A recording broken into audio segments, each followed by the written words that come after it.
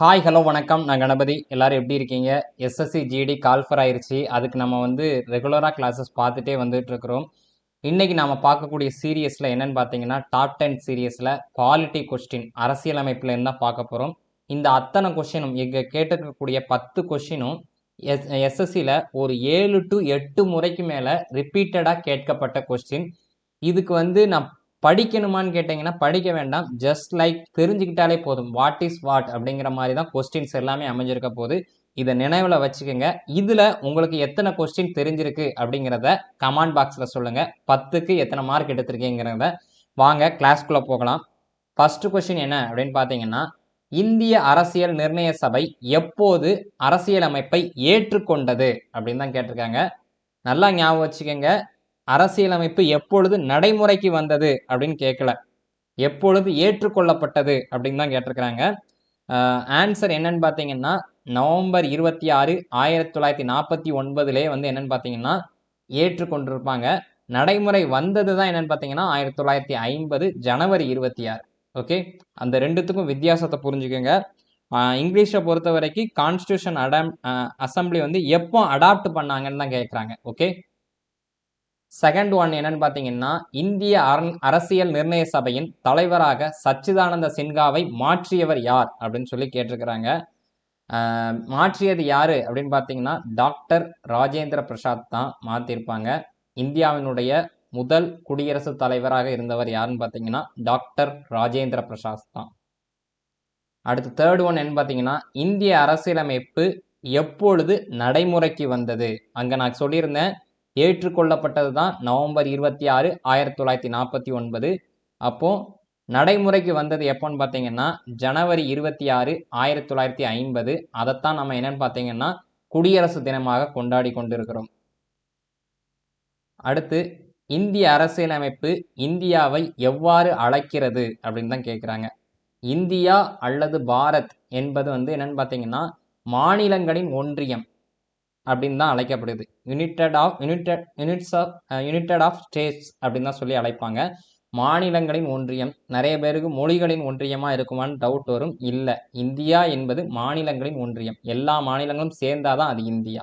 Okay, option A தான் correct. இந்திய குடிமக்களின் அடிப்படை கடமைகள் எப்போது 42வது திருத்தம், சரியா, 42வது சட்ட திருத்தம் படி அரசியலமைப்பில் இணைக்கப்பட்டன அப்படின்னு கேட்டிருக்காங்க.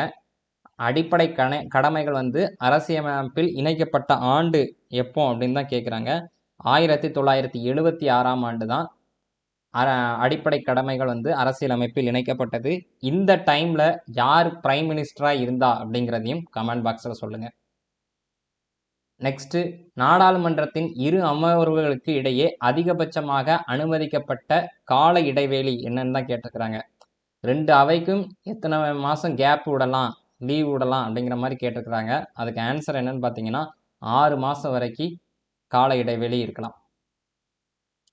அடுத்து என்னன்னு பார்த்தீங்கன்னா 7வது, இந்திய அரசியலமைப்பு சட்டத்தின்படி எத்தனை ஆங்கிலோ இந்திய சமூகத்தை சேர்ந்த உறுப்பினர்களை குடியரசுத் தலைவர் மக்களவைக்கு பரிந்துரைக்க முடியும்?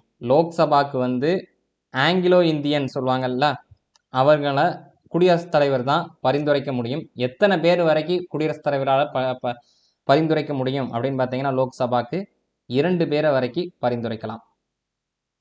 ராஜ்யசபாவின் முன்னாள் அலுவலக தலைவர் எக்ஸ் ஆஃபீஸ் ஆஃப் ராஜ்யசபா அப்படின்னு சொல்லி கேட்டிருப்பாங்க. Ex officer of Rajya Sabha office அப்படின்னு சொல்லி கேட்டிருக்கிறாங்க. அதுக்கு சரியான ஆன்சர் என்னன்னு பார்த்தீங்கன்னா துணை குடியரசுத் தலைவர் தான் ராஜ்யசபாவின் முன்னாள் அலுவலக தலைவராக இருப்பார். அடுத்து 9வது என்னன்னு பார்த்தீங்கன்னா, இந்தியா என்கிற பாரத் மாநிலங்களின் ஒன்றியம் என குறிப்பிடும் ஷரத் எது அப்படின்னு கேட்டிருக்காங்க. ஷரத் அப்படின்னாலும் விதி அப்படின்னாலும் ஒன்று தான். ஸோ இந்த கேள்விக்கு ஆன்சரும் ஒன்று தான். முதல் விதி தான் என்ன சொல்லுதுன்னா இந்தியா என்கிற பாரத் மாநிலங்களின் ஒன்றியம் என குறிப்பிடுகிறது. அடுத்து 10வது கொஸ்டின் என்னன்னு பார்த்தீங்கன்னா, இந்திய அரசியலமைப்பின்படி எந்த ஒரு இந்திய குடிமகனுக்கும் மத, இன, சாதி, பாலினம் அல்லது பிறந்த இடத்தின் அடிப்படையில் பாகுபாடு காட்டக்கூடாது என கூறும் விதி எது அப்படின்னு தான் சொல்லி கேட்டிருக்கிறாங்க. இதில் பார்த்தீங்கன்னா மொழி இருக்காது. பார்த்தீங்களா, மொழி இருக்கவே இருக்காது. ஆனால் மிச்சம் இருக்கக்கூடியது பார்த்தீங்கன்னா மத, இன, சாதி, பாலினம், பிறந்த இடத்தின் அடிப்படையில் பாகுபாடு காட்டக்கூடாது அப்படின்னு சொல்லக்கூடிய ஷரத் விதி எதுன்னு பார்த்தீங்கன்னா ஆர்டிக்கல் 15 தான் சரியான ஆன்சர். ரைட்டா? நீங்களே பார்த்துருப்பீங்க. இது வந்து விலைக்கு சொல்லணும் அப்படிங்கிறத விட ஜஸ்ட் லைக் தெரிஞ்சிருந்தாலே போதுமானதாக இருக்கும். அந்த மாதிரி தான் எஸ்எஸ்சியில் கேட்குறாங்க. இந்த 10 கொஷினும் 7லேருந்து 8 முறைகளுக்கு மேற்பட்டு கேட்கப்பட்ட எஸ்எஸ்சி வினாக்கள் தான். இதில் உங்களுக்கு எத்தனை கொஷினுக்கு சரியாக ஆன்சர் தெரிஞ்சது அப்படின்னு சொல்லுங்கள். ஒரு 8 கொஷினுக்கு மேலே சரியாக ஆன்சர் தெரிஞ்சிச்சுன்னா நீங்கள் பாலிட்டியில் ஸ்ட்ராங்காக இருக்கிறீங்கன்னு அர்த்தம். ரைட்? இதே மாதிரி கிளாஸஸ் நம்ம டேப் சென்ட்ரல் சேனலில் வந்துக்கிட்டே இருக்கும். ஸோ மறக்காமல் டேப் சென்ட்ரல் சேனலை சப்ஸ்கிரைப் பண்ணுங்க. மாணவர்கள் அனைவரும் மத்திய மற்றும் மாநில அரசு பணியினை பெறுவதற்கு தென்காசி ஆகாஷ் ஃப்ரெண்ட்ஸ் ஐஏஎஸ் அகாடமியின் அன்பான வாழ்த்துக்கள். தேங்க்யூ.